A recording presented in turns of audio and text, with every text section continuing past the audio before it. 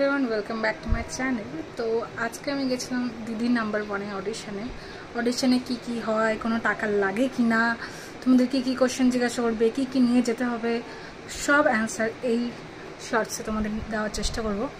First হচ্ছে যে কোনো টাকা লাগে কি না, কোনো পয়সাই লাগে না, কোনো টাকা লাগে না। যদি কেউ নেয় তাহলে কিন্তু ওটা ভুল, একদমই নয়, কোনো পয়সা টাকা কিচ্ছু লাগে না। সেকেন্ড হচ্ছে যে কি কোশ্চেন জিজ্ঞাসা করে।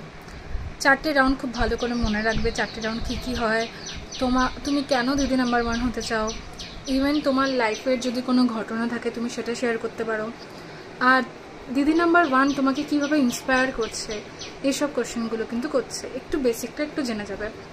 3 নম্বর হচ্ছে যে অডিশন দিতে গেলে কি লাগে। একটা পাসপোর্ট সাইজের ফটো নিয়ে যাবে, তাহলেই হয়ে যাবে। আর অডিশনের ফর্ম ফিল আপের জন্য তোমাদের কিন্তু নাম, ঠিকানা, বয়স, mail ID, phone number, even ওইখানেও লেখা থাকে তুমি কেন দিদি নাম্বার 1 হতে চাও, সেটা পরিষ্কার করে সুন্দর করে ছোট্টর মধ্যে লিখে জমা দেবে। তারপরে তোমাদের কিন্তু অডিশন হবে।